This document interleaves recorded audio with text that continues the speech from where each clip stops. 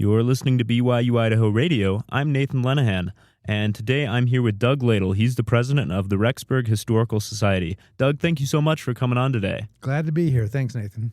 I would just want to ask about yourself a little bit. Are you a Rexburg native? How long have you lived here? Great question, Nathan. First, I was born in Rexburg. I went to Madison High School, graduated from Madison High, went to Ricks College back then. I was gone for about 12 years, getting degrees and teaching seminary in Bountiful, and then also BYU teaching.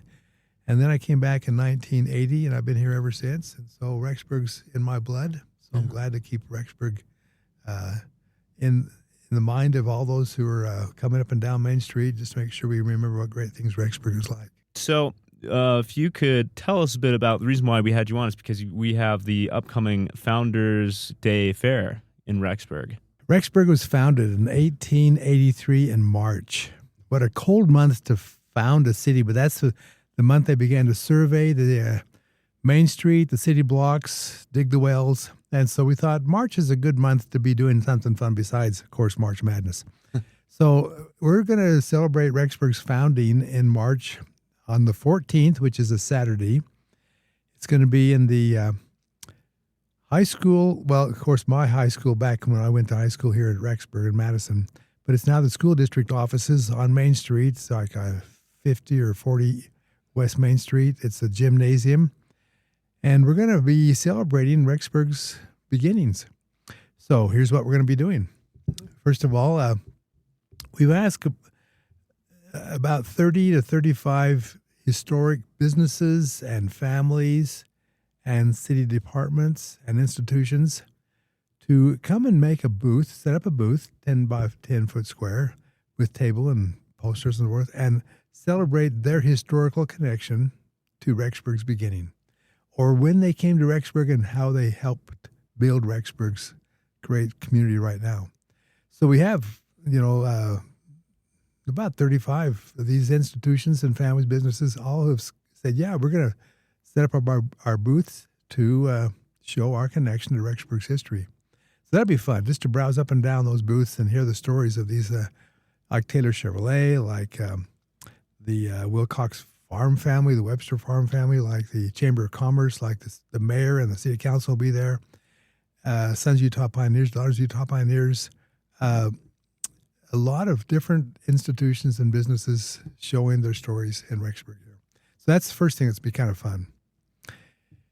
We also wanted to have some fun for the youth, so we have a bingo game for adults and kids and so forth.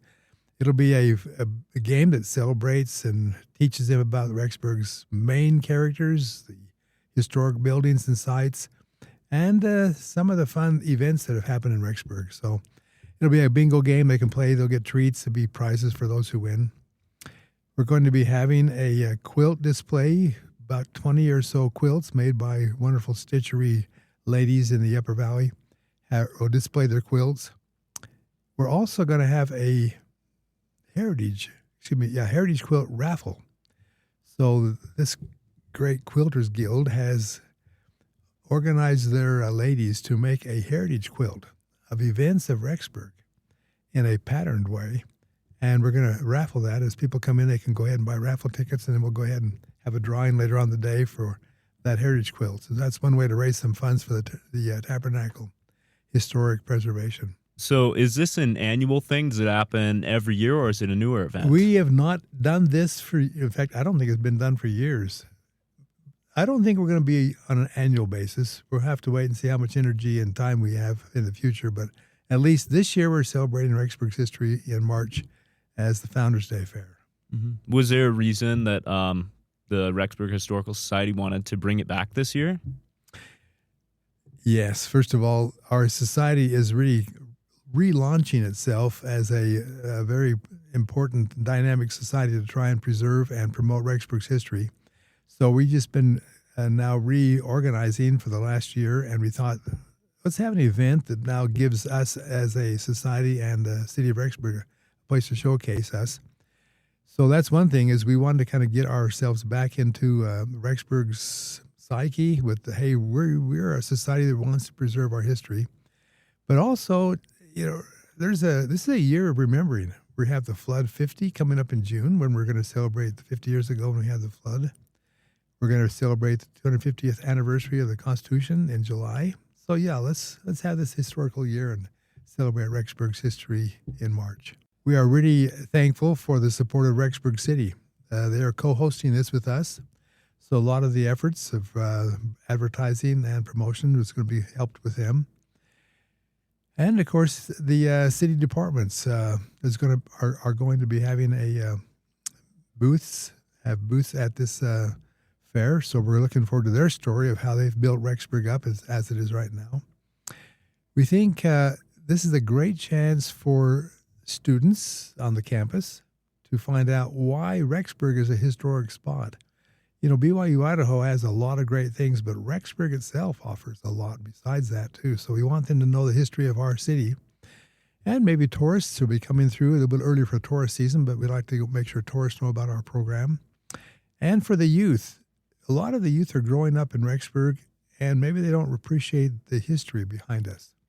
What happened way back with Thomas E. Ricks and Henry Flam and William Rigby, and what great events have been taking place. So we want to get the parents to bring their youth in also. We have, like I say, a bingo game for them, but we're also having some entries by Madison High School Department of Art, English, and Social Studies, history, of where their students are going to be looking at history of Rexburg and creating some essays or some art objects. We're just curious about them discovering Rexburg's history and making some presentations for us. We also have all the fourth graders coloring a beautiful graphic that shows Rexburg's history, and we're going to have some prizes for those who've done that. So in many ways, we want to just make sure that the youth and the students of BYU-Idaho and the tourists find out about our great city here. Right. And what other kind of things besides this event does the Rexburg Historical Society do and involve itself in? Great question. We are the keepers of Rexburg's printed history.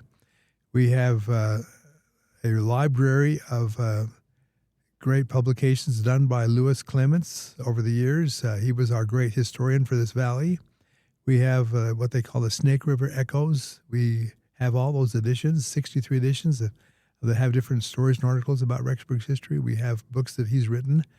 And so we are the custodians of his publications. And we are glad to have many of these free for people when they come to the fair. And we also are anxious to try and make sure we get the history of Rexburg known. So we're going to be hopefully sponsoring when we have the Flood 50. We're going to be giving tours of Main Street and how the flood affected Main Street. We want to also let maybe in the 4th of July parade have a booth in Porter Park and have a float for the parade. For reasons of families to come down, we're going to have free hot dogs down there at the fair, and we'll give out hot dogs for free until we run out. We have also free literature, which we're going to be handing out for Rexburg's history. They can go ahead and take a copy with. We're looking forward to also, I call it the memory lane. We're going to have about 20 to 25 posters of Rexburg's historic buildings and sites that people can browse as they walk down the memory lane and just see what Rexburg was like over the years. That'll be a fun way for them to reconnect about how Rexburg has changed over the years, especially in the last 15, 20 years with BYU-Idaho. But that'll become a fun lane for them to walk down.